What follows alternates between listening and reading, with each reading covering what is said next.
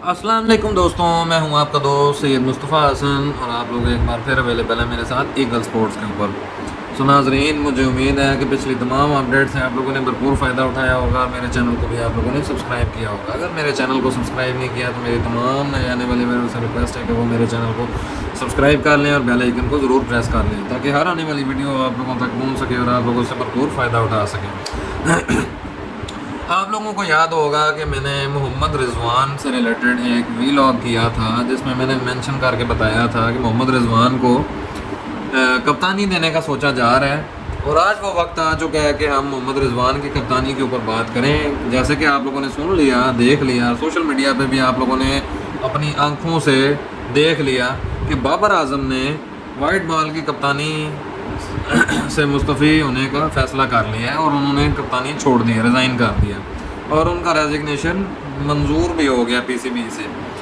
तो इसी सिलसिले में आज हमने बात करनी है और पीसीबी ने एक नए कप्तान का इंतखाब करना है, वाइट बॉल के फॉर्मेट का कप्तान का इंतखाब करना है। उसके लिए मोहम्मद रिजवान एक मजबूत उम्मीदवार नज़र आ रहे हैं और साथ साथ मोहम्मद हारिस जो कि विकेट कीपर की हैसियत से पाकिस्तान की तरफ से खेल चुके हैं, वो भी एक उम्मीदवार नज़र आ रहे हैं। लेकिन मोहम्मद रिजवान जो हैं, जो विकेट कीपर की हैसियत से पाकिस्तान में को तीनों शोबों में रिप्रेजेंट कर चुके हैं, वनडे में भी, टेस्ट क्रिकेट में भी, T20 में भी, उन्होंने 3 शराइत रख दी हैं कि भाई अगर मैं कप्तानी करूँगा तो मेरी 3 शर्तें ज़रूर माननी पड़ेंगी, अदरवाइज़ मैं कप्तानी का ज़िम्मा बोझ नहीं उठाऊँगा।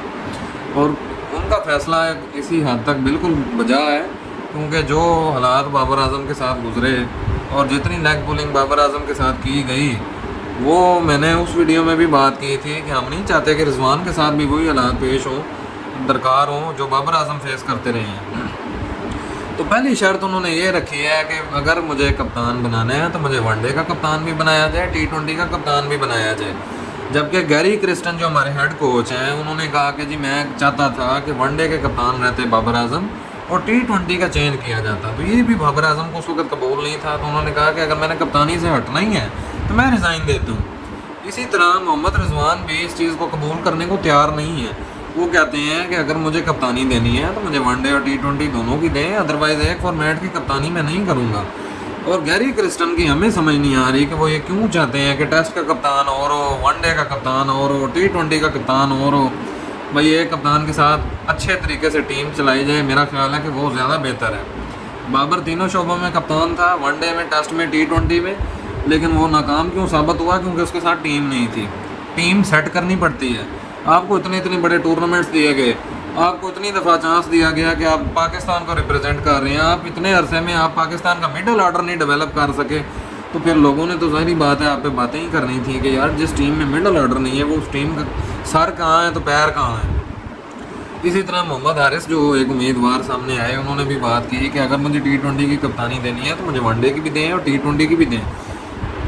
भाई जब एक बंदा, एक प्लेयर जब एक फॉर्मेट में पाकिस्तान को रिप्रेजेंट करने के लिए तैयार ही नहीं है तो उसके साथ ज़ोर ज़बरदस्ती तो नहीं कर सकते ना। पहली शर्त ये होगी रिजवान की। दूसरी शर्त उन्होंने ये रखी है कि अगर मुझे पाकिस्तान का कप्तान बनाना है तो मुझे लंबे अरसे के लिए कप्तान बनाना है ताकि मैं लड़कों को एहसास कर सकूँ, टीम को लेके चल सकूँ। क्योंकि हम बार बार PSL को हिट करते हैं, PSL से ही हमारे प्रोडक्ट्स निकलते हैं जो कि डोमेस्टिक में परफॉर्म करते हैं, 4-डे क्रिकेट में परफॉर्म करते हैं, जिस पे बहुत ज़्यादा एम्फोसाइज मोहम्मद हफीज़ करते हैं, जिनको हम प्रोफेसर कहते हैं क्रिकेट का। और सारा दारोमदार हमारा PSL बना हुआ है, लेकिन हमें ये नहीं पता चल रहा कि उन प्रोडक्ट्स को इंटरनेशनल लेवल पे यूज़ कैसे करना है। क्योंकि हमने 3 मिसालें देखी जो कि T20 वर्ल्ड कप 2024 में खेले, वो वनडे का वो वर्ल्ड कप का प्रोडक्ट ही नहीं था। Azam Khan, Saim Ayub, Usman Khan, totally dead. आप इन 3 लड़कों को लेके क्यों गए हैं? मैं माजी का किस्सा नहीं खोलना चाहता, माजी की किताब नहीं खोलना चाहता, क्योंकि वो एक और मौजू हो जाएगा, वो और डाइवर्सिफाई हो जाएगा काम।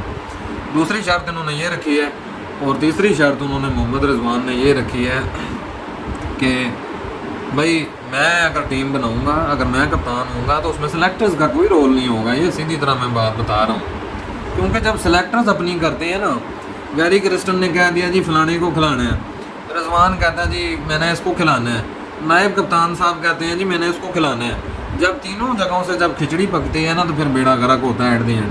تو رضوان کی بہت جو ہے ایک عمدہ تھنکنگ ہے, بہت کریٹیکل تھنکنگ ہے, اور بہت کریٹیکل فیصلے لینے کا سوچ رہے ہیں. اور اگر ظاہری بات ہے اگر سوچ رہے ہیں تو وہ فیصلہ لینا جانتے بھی ہیں, کیونکہ اب یہ کپتانی کا موضوع ہے نا. ہم بار بار کہتے ہیں کہ ہمارا پروڈکٹ پی ایس ایل سے نکلتا ہے, اور ہم بار بار یہ کہتے ہیں کہ یار رضوان اچھا پلیئر ہے, تو پھر وہی بات آ جاتی ہے دوبارہ. میں رضوان کے زمرے میں بھی کہوں گا کہ ضروری نہیں ہے کہ ایک اچھا بیٹس مین ایک اچھا کپتان بھی ہو.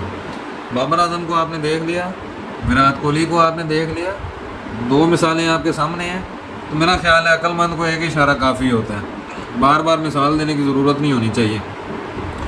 تو ہم کہہ دیتے ہیں کہ جی رضوان نے ایک ٹائٹل جتوایا ہے پی ایس ایل کا ملتان سلطان کو, اور دوسری دفعہ فائنل میں گئے, اور تیسری دفعہ فائنل میں گئے. تو ایک دفعہ لاہور قلندر سے ہار گئے, اور ایک دفعہ اسلام آباد یونائٹیڈ سے ہار گئے. پھر وہ ہم کہیں گے لک فیورز دا بریو, قسمت کا ساتھ دینا بہت ضروری ہوتا ہے ٹرافی اٹھانے میں.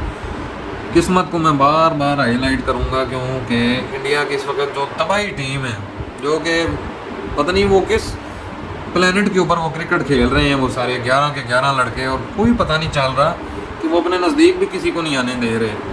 جنہوں نے ورلڈ کپ میں ایک میچ بھی نہیں ہارا, O D I World Cup 2023 کی بات کروں گا, جنہوں نے T20 ورلڈ کپ 2024 میں ایک میچ بھی نہیں ہارا اور ان بیٹن وہ چیمپئنز بھی بن گئے.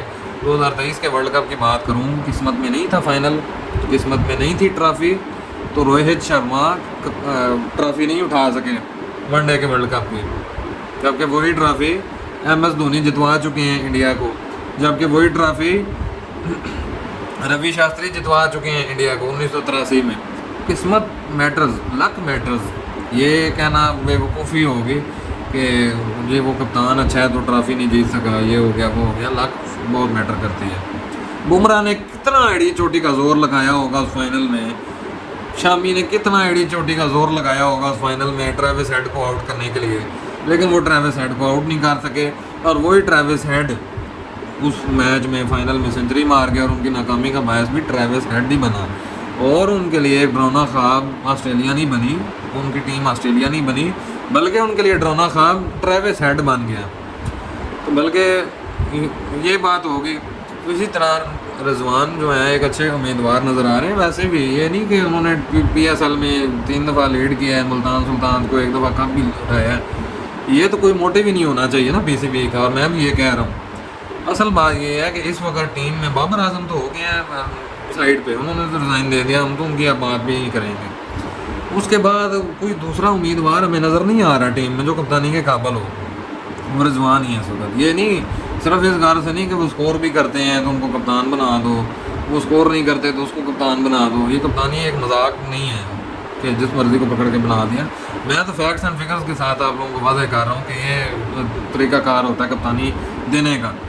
تو یہ 3 شرائط ہیں محمد رضوان کی جو انہوں نے پی سی بی سے طلب کرنی ہے. بھائی یہ 3 شرطیں مانو, میں کپتانی کے لیے تیار ہوں. اور مزید آگے دیکھتے ہیں کہ رضوان کی خبر سے ریلیٹڈ کیا نیوز آگے آتی ہے, اور رضوان کیا فیصلہ لیتے ہیں, پی سی بی کیا فیصلہ لیتا ہے. تو انشاءاللہ ہم سب کو پتہ چل جائے گا. اور میرے ساتھ جڑے رہیے گا, کرکٹ کی تمام اپڈیٹس آپ لوگوں کو میرے چینل میں ملتی رہیں گی. اور مجھے اپنی دعا میں یاد رکھیے گا. اللہ آپ لوگوں کا حامی ناصر ہو. پاکستان زندہ باد. خدا حافظ.